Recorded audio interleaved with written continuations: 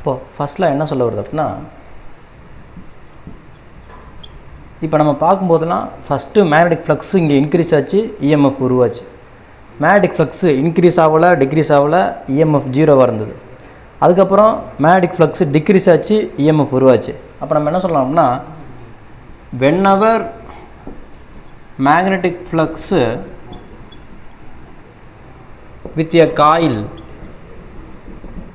changes, the EMF produced இல்லைனா இன்டியூஸ்டுன்னு சொல்லலாம். ஓகேங்களா? இல்லைனா இஎம்எஃப் இன்டியூஸ்டு, அதான் சரியான வார்த்தையாக இருக்கும். EMF induced in the circuit whenever magnetic flux with a coil changes. Magnetic flux காயிலோட சேஞ்ச் ஆச்சு அப்படின்னா இஎம்எஃப் என்ன ஆகும், சர்க்யூட்டில் இன்டியூஸ் ஆகும் அப்படின்னு சொல்கிறாங்க. இதுக்கு பேர் தான், இந்த ப்ராசஸ்க்கு பேர் எலக்ட்ரோ மேக்னெட்டிக் இண்டக்ஷன். ஓகேங்களா? இதுதான் ஃபஸ்ட் லா. ஓகேங்களா? இதே செகண்ட் லா பார்த்தோம் அப்படின்னா இதே ப்ரொசீஜரை கொஞ்சம் மாற்றி செஞ்சுருப்பாங்க, அவ்வளோதான்.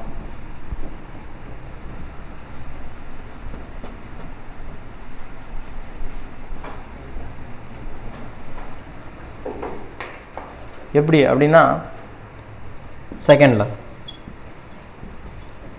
அதாவது கேஸ் 2. இப்போ நான் என்ன பண்ணுறேன் அப்படின்னா, ஒரு இதில் பேட்ரி காயில், இன்னொன்று காயில். ஆனால் இந்த முறை என்ன பண்ணுறேன் அப்படின்னா, இங்கே கலோனோமீட்டர். இப்போ இது ப்ளஸ்ஸு, இது மைனஸு, இது வழியாக கரண்ட்டை பாஸ் பண்ணுறேன் ஐ. அப்போ கரண்ட்டை பாஸ் பண்ணோடனே என்ன ஆகும் அப்படின்னா, இதில் மேக்னெட்டிக் ஃபீல்டு உருவாகும்.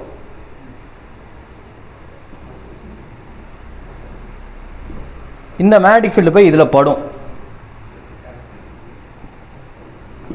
அப்போ பட்டோன்னு நமக்கு என்ன உருவாகும், நமக்கு தெரியும். மேக்னெட்டிக் ஃபீல்டுன்னு ஒரு ஏரியாவில் பட்டால் மேக்னெட்டிக் ஃப்ளக்ஸு உருவாகும்னு நமக்கு தெரியும். அப்போ மேக்னெட்டிக் ஃப்ளக்ஸு உருவாகுது. அப்போ phi B present, phi B இருக்குது. ஆனால் நமக்கு ஒரு விஷயம் இங்கே நடக்கலை. என்ன நடக்கலை அப்படின்னா, பை பி இன்க்ரீஸோ இல்லை பை பி டிக்ரீஸோ நடக்கலை. அப்போ பை பி இன்க்ரீஸோ, பை பின்னா மேக்னெட்டிக் ஃப்ளக்ஸ், மேக்னெட்டிக் ஃப்ளக்ஸ் இன்க்ரீஸோ டிக்ரீஸோ என்ன பண்ணலை அப்படின்னா நடக்கலை. அப்போ நடக்கலைன்னா என்ன அர்த்தம், மேக்னெட்டிக் ஃப்ளக்ஸ் இன்க்ரீஸோ டிக்ரீஸ் ஆனால் தான் இஎம்எஃப் உருவாகும். அப்போது இது எதுவுமே சேஞ்ச் ஆகலை. அப்போ நமக்கு என்ன உருவாகலைன்னா இஎம்எஃப் உருவாகலை. EMF not induced.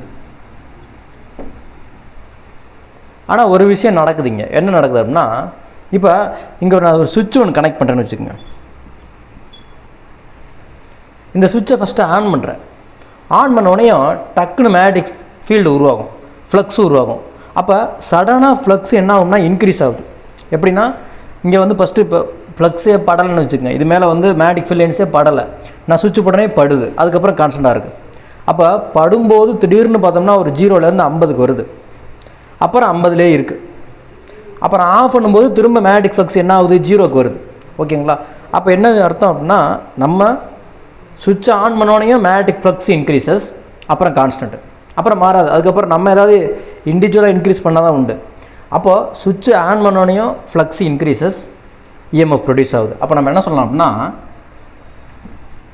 when the switch is on, suddenly என்னாகும், இப்போ ஃபஸ்ட்டு ஃப்ளக்ஸே இருந்திருக்காது, திடீர்னு பார்த்தா ஃப்ளக்ஸ் வந்துடும். எப்போ சுவிட்ச் போடும்போது. அப்போ flux suddenly increases,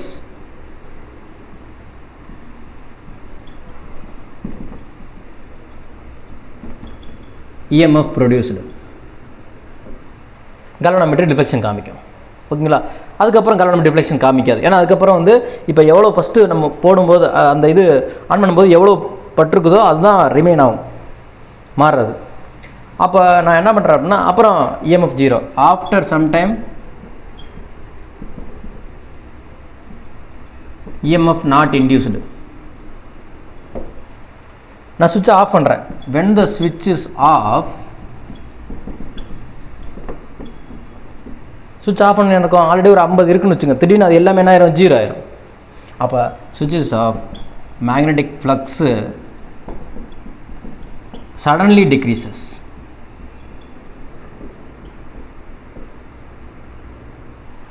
EMF induced. அப்போ சுவிட்சை ஆன் பண்ணும்போதும் ஆஃப் பண்ணும்போது மட்டும் suddenly magnetic flux increase degrees நடக்கிறதுனால அப்போ மட்டும்தான் இஎம்எஃப் ப்ரொடியூஸ் ஆகுது. அப்போ இதுலேருந்து நம்ம செகண்ட் லா எழுதுகிறோம். செகண்ட் லா என்ன சொல்கிறாங்கன்னா,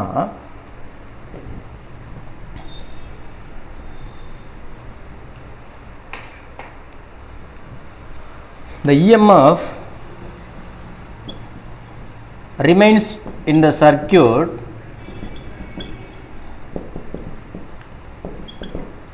EMF எது வரைக்கும் இருக்கும் அப்படின்னா, remains in the circuit only the time of magnetic flux changes.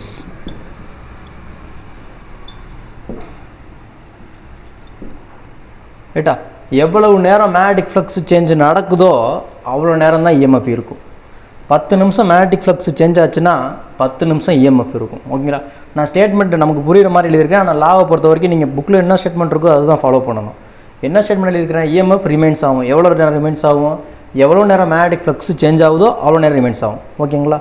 அரை மணி நேரம் மேக்னெட்டிக் ஃப்ளக்ஸ் சேஞ்ச் ஆகுதுன்னா அரை மணி நேரம் இஎம்எஃப் ரிமைன் ஆகும். அது என்ன சார் மேக்னெட்டிக் ஃப்ளக்ஸ் சேஞ்சுனா இன்க்ரீஸ் டிக்ரீஸ், அதுதான் சொல்லிக்கிட்டு இருக்கேன். ஓகேங்களா? First law second law. First law என்ன சொல்லுது அப்படின்னா மேக்னெட்டிக் ஃப்ளக்ஸ் சேஞ்சுனா இஎம்எஃப் ப்ரொடியூஸ் ஆகும். செகண்ட் லா என்ன சொல்லுது? மேக்னெட்டிக் ஃப்ளக்ஸ் சேஞ்ச் ஆகிற வரைக்கும் தான் இஎம்எஃப்பும் இருக்கும் அப்படின்னு சொல்லுது. ஓகேங்களா? இதான் அந்த ஃபஸ்ட்டு கொஸ்டினுக்கான எக்ஸ்ப்ளனேஷனை ஃபாலோ பண்ணிக்கோங்க.